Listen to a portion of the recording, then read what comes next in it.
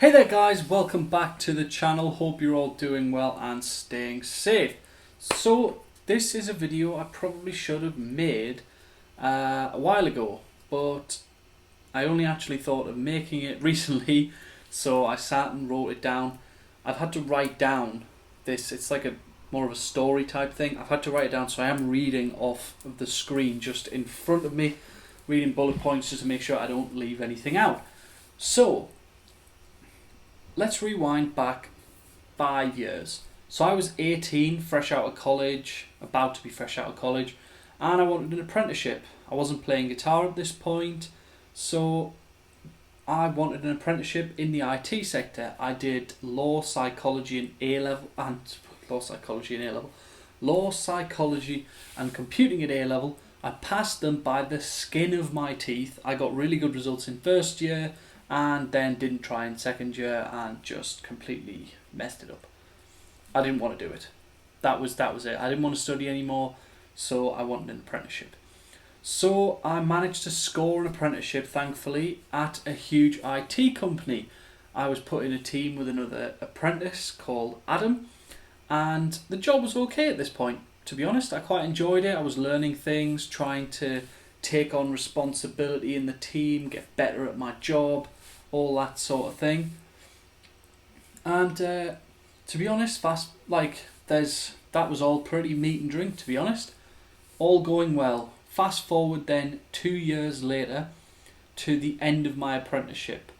The team I was in was getting tupied, which is basically where a company who has outsourced their IT to the company I worked for wanted to bring their IT in-house instead of paying my company to do it. So they were, in effect, just taking all the employees from my company to their company to do the same jobs and just keeping the jobs safe but just moving them across to a different company. So I wanted to stay at that company because I was right at the end of my apprenticeship. It just almost finished. And I thought that I would be better off staying because the opportunities would be better in the company I was in. At this point, I was then offered a salary to come out of my apprenticeship with the manager of the department I was in. And after 5 months of having no work to do, by the way, once my team had gone, I was left there to pick up any slack that the guys over at the other company couldn't deal with. Because they didn't have access or whatever, then we would have to do it. And needless to say, nothing ever happened, and we sat and did not. We didn't have much work to do, basically. So I was then transferred to an SQL team, which was pretty great, to be honest. I was put in this team. And it's at this point, it was about June of 2018 would have been 2017 probably. I was 17, no, I was 20 years old, so yeah, 2017 in June, I picked up the guitar again. And this was largely thanks to Adam, my colleague who I spoke to you about, who I mentioned earlier. He played guitar, and he sort of got me thinking about playing. And I started listening to loads of rock music, so I just got bit by the bug. In this team, I felt like I really did well. I had to shake off some rustiness because I've been doing virtually nothing for 6 months, just doing training, basically. And I should say that my guitar playing, I started properly playing at 20. Now, I played a little bit, like, you know, when you like sort of, you know, a few basic chords, and I played like a couple of shows in school playing like 3-4 chords. I think I played this rhythm part for Sweet Child of Mine, which is like 5 chords or something. They'd simplified it down, and I played like 5 power chords or something.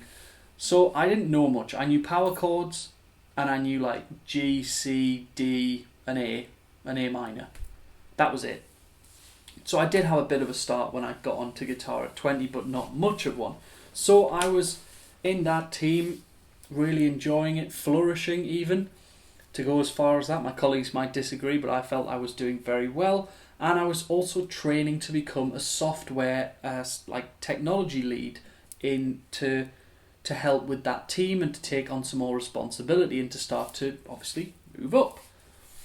So I've had at this point been obviously offered that salary, and I bought myself a new car based on the faith that I would be paid that salary and all that sort of thing.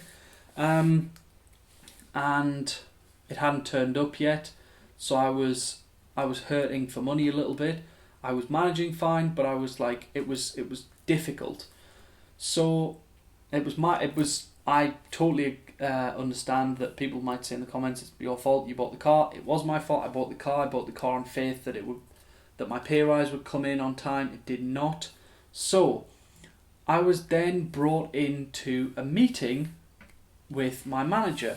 Now, Adam and I had just survived a round of redundancies. We were kept on, great, fantastic, we're still in the team, fantastic. Then we were called into a meeting, and our team leader then told us that we were going to be made redundant. We were in a pool of 2 people and they needed 2 reductions with pretty much no warning. Then, naturally I was devastated, rang my the sort of the area manager, if you will, who was still there at the time, called him and told him what happened, and he was unaware that anything had been said to us. He was saying that that's not right, they shouldn't be being made redundant. He fought our corner and thought it wasn't going ahead, and then next thing he gets a call from me and he's like, oh, this isn't right. So obviously he went to work trying to solve it, and naturally I was devastated. And thanks to him and the team leader and a colleague who was in the union emailing the sort of further up people, we were then safe.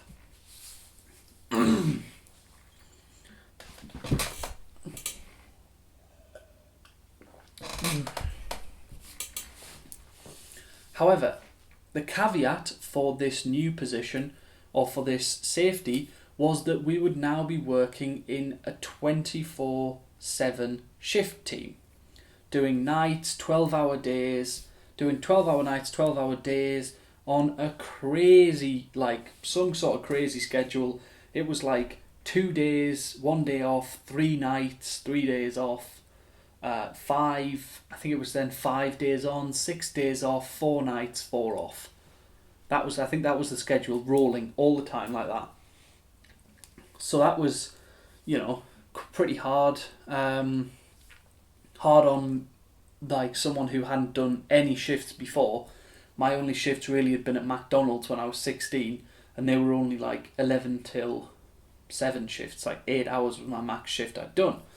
So this job that I went into was a lot of sitting and looking at screens, making sure stuff was okay,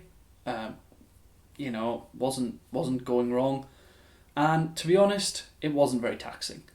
It was you sort of looked every hour, put some commands in, you were done. Then next hour you would do the same. So I then, when we were on weekends and nights, I decided that, I had all this spare, not spare time, but time. So I just started taking my guitar in. I'm not at the company now, so they can't say anything to me.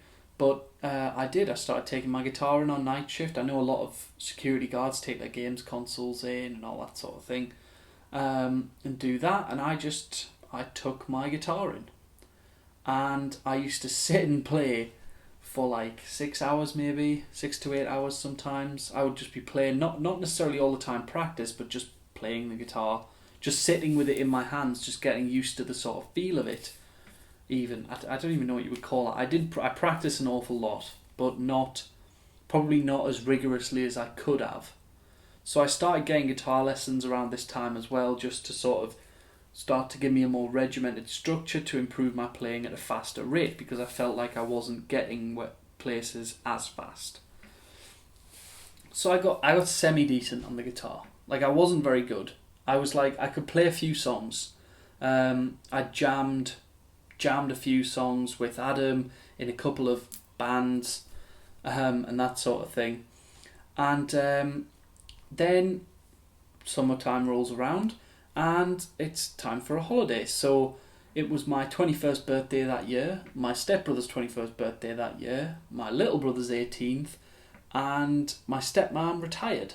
So my dad decided to treat us all to a cruise. My dad and stepmom decided that we would go on this a really lovely cruise for all these sort of events that had happened in the year to celebrate and just have a really lovely holiday.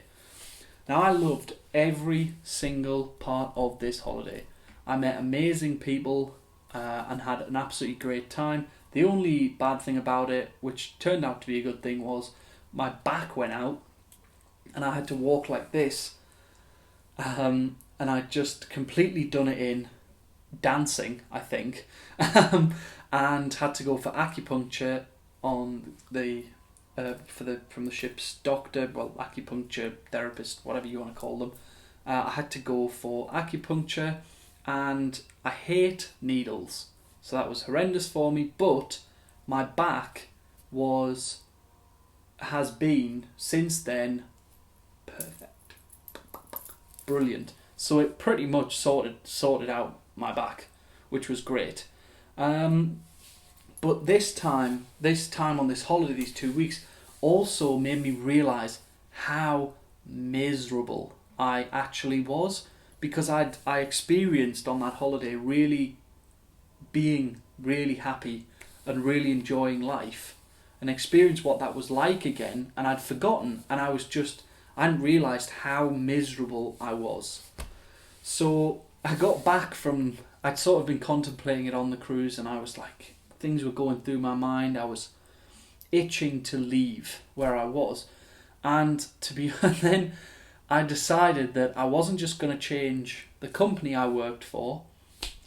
I was going to change my entire life. So I got back from this holiday and immediately started researching universities to go to and study music. I originally started to do online things, looking at, I think I looked at Waterbear and a few other ones. And I was sort of looking about, and like I said before, I should preface this, I could play a few songs. I could play Boys Are Back in Town, I could play like the second lead part on that. I could play like Whole Lot of Rosie and a few other songs that were songs that we were doing in the band. They were all like, I was the rhythm guitarist really, and I could play a few things, and I jammed a few times in the bands with Adam, but nothing, I wasn't great. Then I found York St John, just a shining beacon of light. I know, I say that, I laugh and say that now, but at that time I saw it, and I saw the course. It said music performance, and I read it, and I said to myself, that sounds amazing.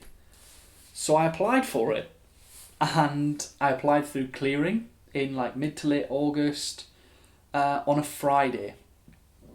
Now I know it was a Friday because I remember I had to hand in my notice on that day.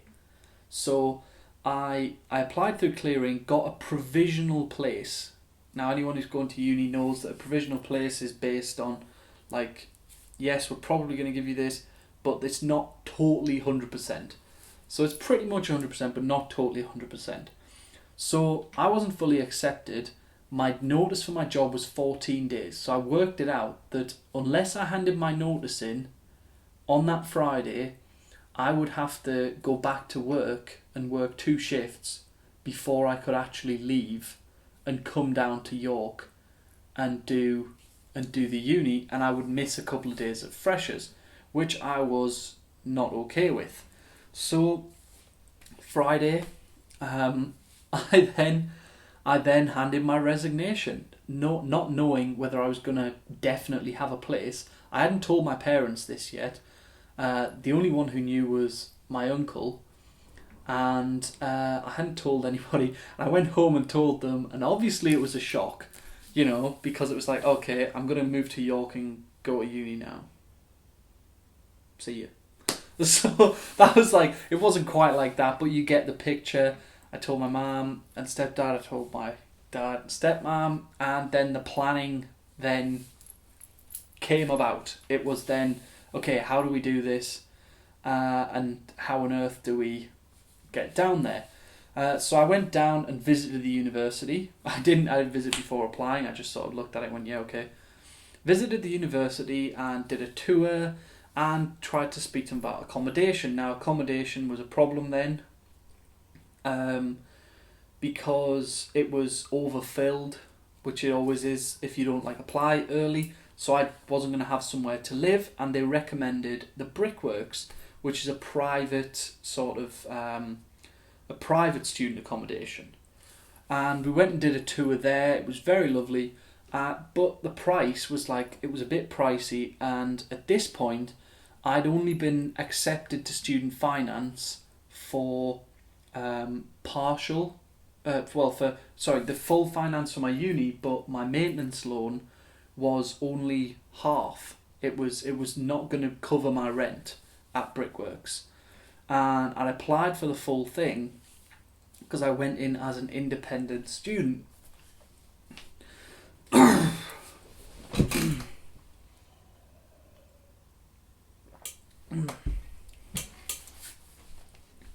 For those of you who don't know, an independent student is basically someone who has been working and supporting themselves for 5 years. So basically it's like a mature student essentially.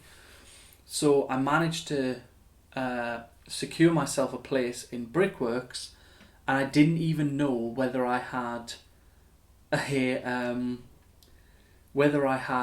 the loan to support it.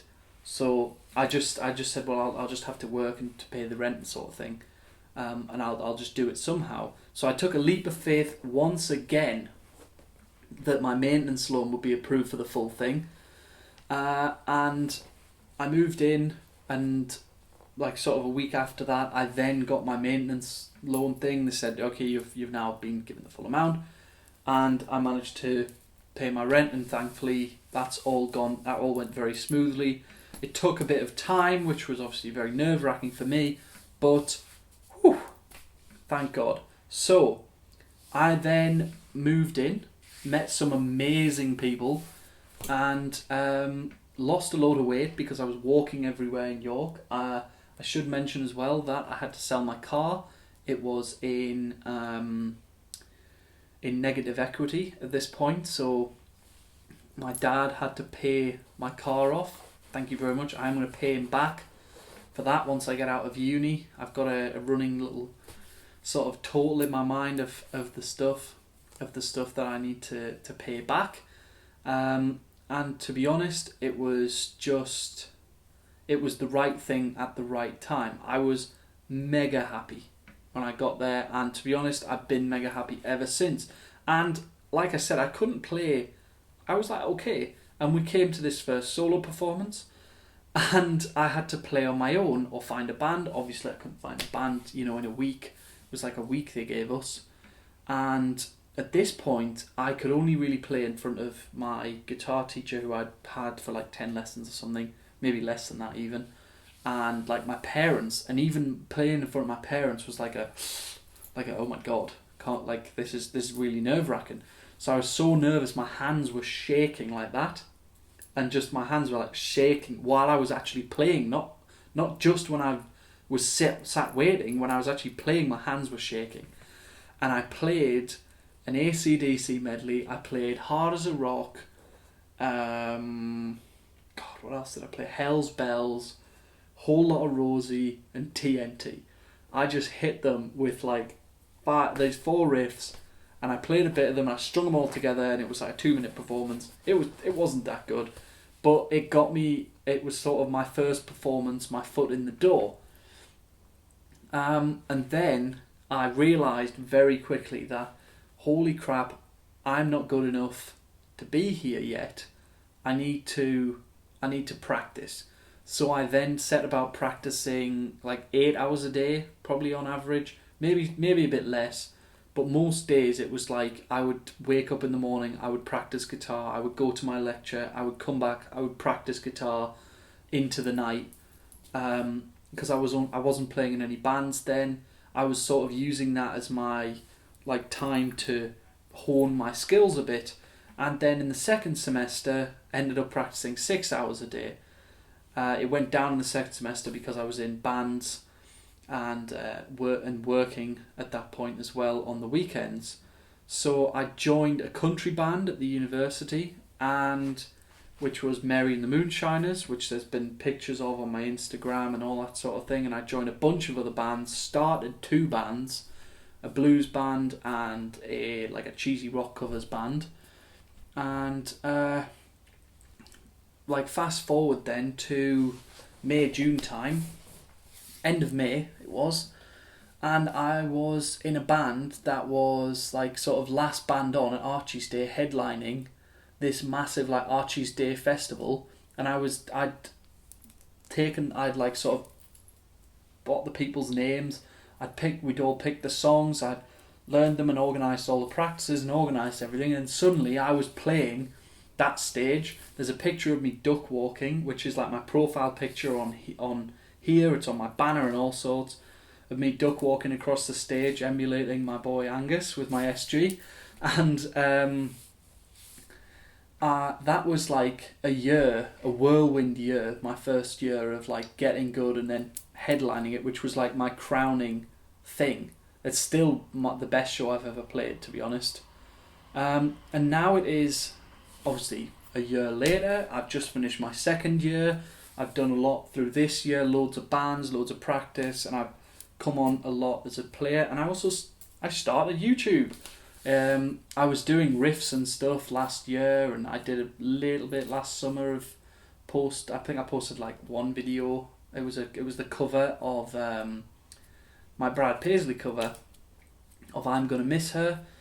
That was the first video I'd put up, and there was another Tom and Lick competition until the first 1975 video came up.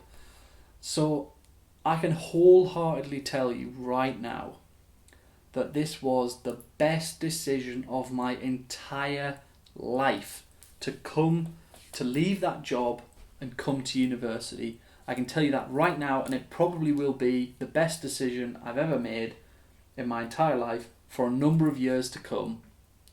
I don't know if it'll ever be topped. It might do by something, but it was the best decision I've ever made.